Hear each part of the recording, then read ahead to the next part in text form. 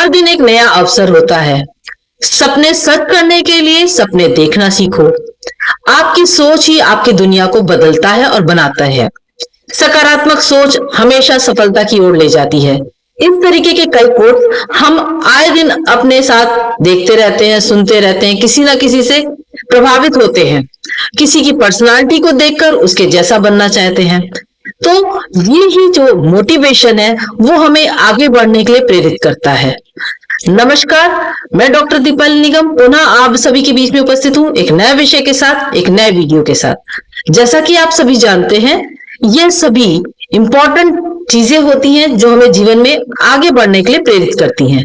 आज का टॉपिक है अभिप्रेरणा यानी कि मोटिवेशन। तो चलिए इसके अर्थ और परिभाषा को समझते हैं। सबसे पहले पीपीटी में जैसा कि आपको दिख रहा है, मोटिवेशन का अर्थ। प्रोत्साहन वह आंतरिक या बाहरी ऊर्जा है जो व्यक्ति को किसी कार्य को शुरू करने, जारी रखने या लक्ष्य तक पहुंचने के लिए प्रेरित करती है। मनोविज्ञान के संदर्भ में प्रोत्साहन को एक ऐसी प्रक्रिया कहा जाता है जो किसी व्यक्ति के व्यवहार की दिशा, तीव्रता और निरंतरता निर्धारित करती है। उदाहरण के तौर पर जब कोई एथलीट या खिलाड़ी पदक जीतने की इच्छा से दिन रात मेहनत करता है तो उसके भीतर का प्रोत्साहन ही है जो उसे लक्ष्य तक ले जाने की ऊर्जा प्रदान करता है। आइए हम इसी प्रोत्साहन के स्वरूप को जानते हैं और उसे प्रभावित करने वाले कारकों को समझने का प्रयास करते हैं। प्रोत्साहन का स्वरूप इंट्रिंसिक वर्सेस एक्सट्रिंसिक, यानी कि प्रोत्साहन के प्रकार की बात करें या नेचर की बात करें तो आंतरिक प्रोत्साहन जब व्यक्ति किसी कार्य को करने में आत्मसंतुष्टि या आनंद महसूस करता है और स्वयं से प्रभावित होता है तो इसे आंतरिक प्रोत्साहन के अंतर्गत माना गया है। बाह्य प्रोत्साहन या एक्सट्रिंसिक मोटिवेशन जब व्यक्ति किसी पुरस्कार, पदक या मान्यता के लिए प्रेरित होता है, जैसे कि एक खिलाड़ी किसी खेल प्रतियोगिता में भाग लेता है तो उसे पदक प्राप्त होते हैं, ऐसा सोचकर वो अपने प्रदर्शन को और बेहतर बनाने के लिए मेहनत करता है और प्रेरित होता है। नेक्स्ट, डायनेमिक यानी कि गतिशील प्रोत्साहन समय समय पर बदलता रहता है। कभी व्यक्ति अधिक प्रेरित होता है तो कभी कम। उद्देश्यपूर्ण यानी कि गोल ओरिएंटेड प्रोत्साहन का मुख्य उद्देश्य किसी लक्ष्य को प्राप्त करना होता है, जैसे किसी दौड़ में प्रथम आना या नए कौशल सीखना। आइए इसी मोटिवेशन को प्रभावित करने वाले कारक को जानते हैं। प्रोत्साहन को प्रभावित करने वाले निम्नलिखित कारक होते हैं। सबसे पहले गोल सेटिंग। यदि लक्ष्य स्पष्ट और प्राप्त करने योग्य हो तो प्रोत्साहन उच्च रहता है। उदाहरण के लिए यदि मैंने तय किया कि इस महीने में 100 मीटर के समय में सुधार करूंगा, यानी कि कोई एथलीट अगर ये सोच ले कि मैं 100 मीटर की रेस को और बेहतर बनाऊंगा और अपने टाइमिंग में सुधार करूंगा, तो ये उसका गोल सेटिंग प्रोसेस हो गया। नेक्स्ट है पुरस्कार और पहचान, यानी कि बाहरी रूप से मिलने वाले पुरस्कार जैसे मेडल्स, ट्रॉफी इत्यादि, और मान्यता यानी कि प्रशंसा जो कि सर्टिफिकेट के माध्यम से दी जाती है, तो ये प्रोत्साहन को बढ़ाते हैं। उदाहरण के लिए टीम में मैन ऑफ द मैच मिलना खिलाड़ी के उत्साह को और दोगुना कर देता है। परिवार और टीम सपोर्ट। फैमिली के बारे में बात करें तो फैमिली एक बहुत बड़ा मोटिवेशन का कारण बनती है। आपके साथी, कोच ये सभी प्रोत्साहन देते हैं जो खिलाड़ी के मानसिक रूप से मजबूती प्रदान करते हैं और उसे मानसिक रूप से खेलों में भाग लेने के लिए तैयार करने में मदद करते हैं। खेल के दौरान दर्शकों के समर्थन से खिलाड़ी का आत्मविश्वास बढ़ता है। दूसरी ओर खिलाड़ी के द्वारा इसी को मनोबल के रूप में देखा जाता है। आत्मविश्वास और आत्मसम्मान खिलाड़ी का स्वयं पर विश्वास होना आवश्यक होता है। इससे चुनौतियों को स्वीकार करने की इच्छा जागृत होती है, यानी कि जितना अच्छा उसका सेल्फ कॉन्फिडेंस होगा वो उतने अच्छे से चैलेंजेस को मैनेज कर लेगा। नेक्स्ट है सिक्योरिटी एंड एनवायरनमेंट, सुरक्षा और वातावरण।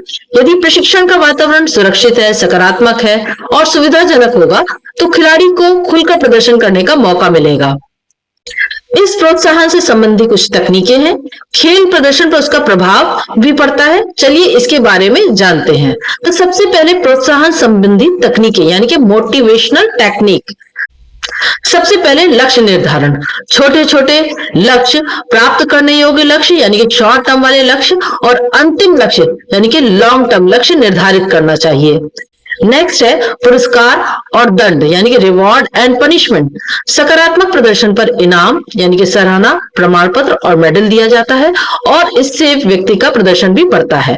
लापरवाही या अनुशासनहीनता से आप देख सकते हैं कि यदि उचित फीडबैक दिया जाए या दंड भी दिया जाए कभी कभी, तो वो भी एक मोटिवेशन ही होता है, जो कि रचनात्मक ढंग से अगर दिया जाएगा तो खिलाड़ी के प्रदर्शन में उसको सुधार करने में मदद मिलेगी। प्रशंसा और सकारात्मक फीडबैक। खिलाड़ी की छोटी छोटी उपलब्धियों को मान्यता देकर उसका मनोबल बढ़ाया जा सकता है। उदाहरण के लिए यदि बैटिंग में सुधार हुआ है तो आगे ऐसे ही करते रहो, इस तरीके के शब्द कहकर खिलाड़ी को मोटिवेट किया जा सकता है। नेक्स्ट है रोल मॉडल। हर एक व्यक्ति के जीवन में कोई ना कोई रोल मॉडल जरूर होता है। सफल खिलाड़ियों या टीम के वरिष्ठ सदस्यों को आदर्श के रूप में पेश करना चाहिए। खिलाड़ी उनके अनुभवों और कामयाबी के तरीकों से प्रेरणा लेता है। ऐसे में स्कूल, कॉलेज, शिक्षण संस्थान मुख्य भूमिका निभाते हैं। जो पूर्व में अच्छी जगहों पर गए हुए छात्र होते हैं उनको भी एक रोल मॉडल के रूप में देखा जा सकता है और खिलाड़ियों को उनके अनुभवों और कामयाबी से एक मार्गदर्शन का स्वरूप भी प्रदान किया जा सकता है।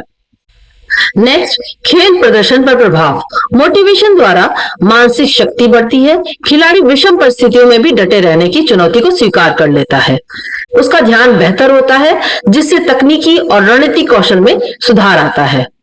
मोटिवेशन द्वारा आत्मविश्वास में वृद्धि होती है जिससे दबाव की परिस्थिति में भी बेहतर निर्णय लेने में मदद मिलती है। मोटिवेशन द्वारा ही टीम स्पिरिट और सामूहिक एकजुटता को भी बढ़ावा मिलता है जिससे टीम का समग्र प्रदर्शन भी सुधरता है। नेक्स्ट है मानसिक तैयारी की रणनीतियां, जिसमें हम ध्यान, एकाग्रता, आत्मवार्ता, विश्राम और कल्पना की स्थिति के बारे में बात करेंगे। सबसे पहले ध्यान और एकाग्रता। मानसिक ऊर्जा को किसी कार्य या लक्ष्य पर केंद्रित रखना ध्यान इसी को कहते हैं। अगर हम किसी भी तरीके की खेल रणनीति बनाते हैं, उसमें हमारा अटेंशन है, उसमें हमारा ध्यान है, तो बेहतर तरीके से हमारी मेंटल प्रिपरेशन हो सकती है। नेक्स्ट है एकाग्रता।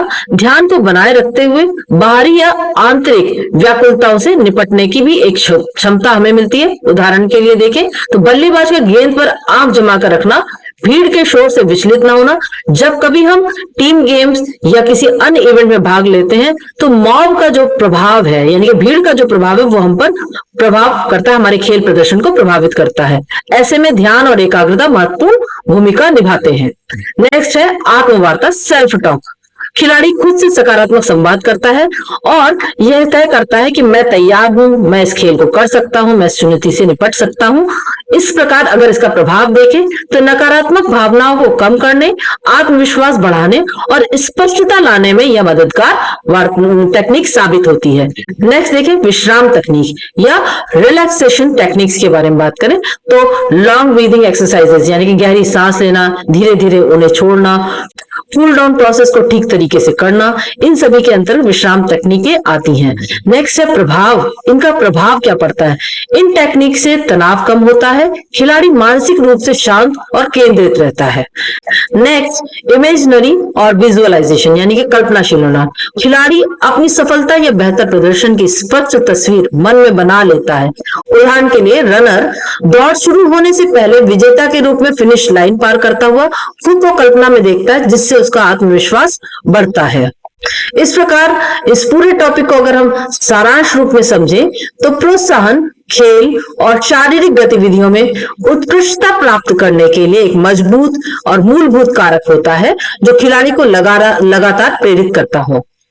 प्रोत्साहन के आंतरिक और बाहरी दोनों रूप महत्वपूर्ण हैं। कभी आत्मसंतुष्टि हमें आगे बढ़ाती है तो कभी पदक या पुरस्कार से भी हम प्रेरित होते हैं। इनके विभिन्न कारकों जैसे लक्ष्य निर्धारण, आत्मविश्वास, परिवार और कोच का समर्थन, वातावरण का खिलाड़ियों की प्रेरणा पर सीधा प्रभाव पड़ता है।